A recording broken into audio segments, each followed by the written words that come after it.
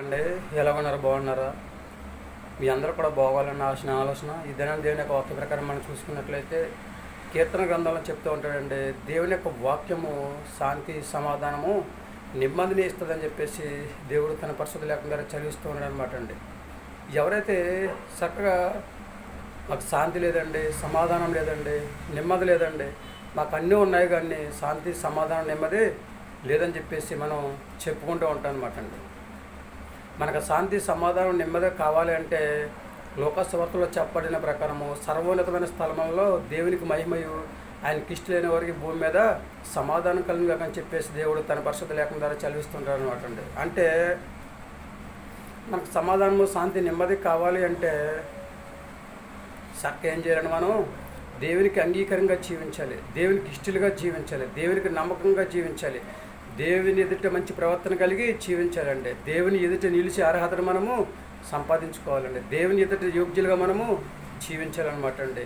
అలాగే అందరితో ప్రేమ కలిగి జీవించాలి, చక్కగా అందరితో మంచిగా మాట్లాడాలి, అందరితో సఖ్యతగా ఉండాలి, అందరితో ఐకమత్యంగా జీవించినట్లయితే ఆటోమేటిక్గా దేవుడు మనకు సమాధానాన్ని దయచేస్తూ ఉంటాడు అనమాట అండి.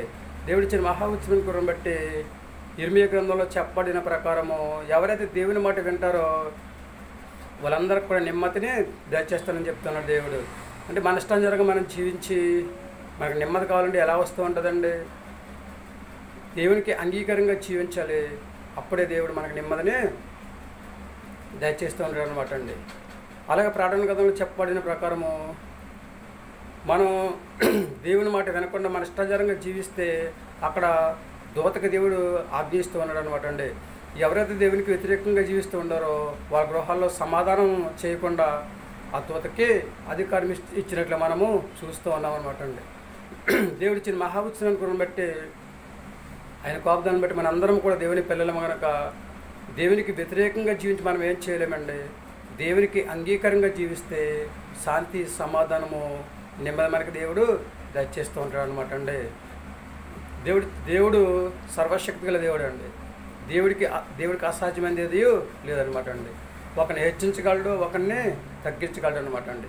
కాబట్టి దేవుడిచ్చిన మహాఉత్సవం బట్టి మనందరము కూడా గురి కలిగి, బిరి కలిగి, పడుదల కలిగి, ఓర్పు కలిగి, విశ్వాసంతో ప్రార్థన చేసుకొని దేవుని నమ్మిక కలిగి జీవిస్తూ చక్కగా దేవుడి నామ మహిమార్థమై దేవుని స్తుతించి, దేవుని ఆరాధించి, దేవుని మహింపరిచి చక్కగా దేవుని మాట విని ఆయన మాట ప్రకారం మనం నడుచుకున్నట్లయితే 100% కూడా దేవుడు మనకి శాంతి సమాధానము నెమ్మదిని దయచేస్తూ ఉంటాడు. ఇవి ఎట్టి పరిస్థితుల్లో మనకి దగ్గరగా ఉంచుతాడు తప్ప దూరంగా ఉంచడనమాట అండి. చక్కగా మరి దేవుని మాట విని ఆయన మాట ప్రకారం నడుచుకుని శాంతి సమాధానము నెమ్మదిని పొందుకునే యోగ్యతను మనము కలిగి జీవిద్దామండి. ఏమంటారు? మీ ఆలోచన మీదే. Sisters and brothers, mothers and fathers, యవనస్తులు అందరూ కూడా ఒకసారి జ్ఞాపకం చేసుకోండి. పిల్లలు, పెద్దలు, వృద్ధులు అందరూ కూడా ఒకసారి ఆలోచన చేసుకోండి. మాకు సమాధానం లేదు, శాంతి లేదు, నెమ్మది లేదని చెప్పుకున్నాడు కంటే చక్కగా మనకు అందరం కూడా ఏం చేయాలండి?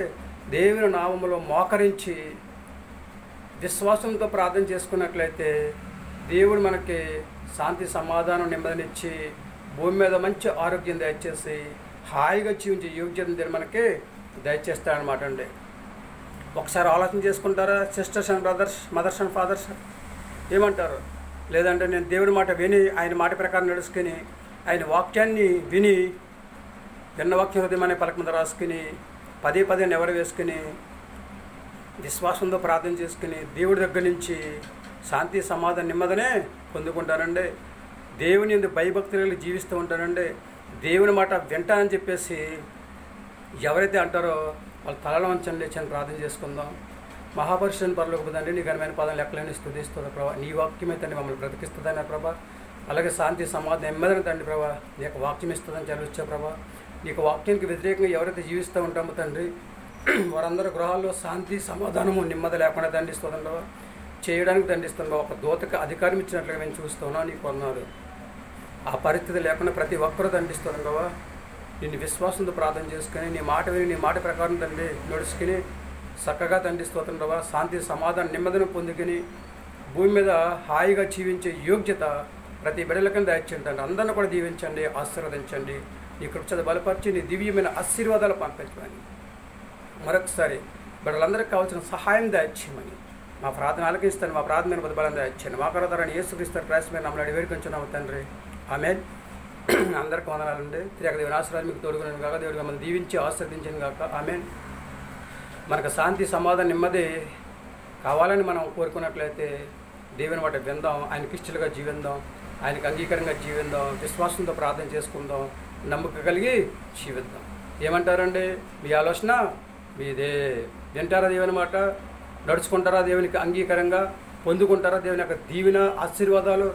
ఏమంటారండి?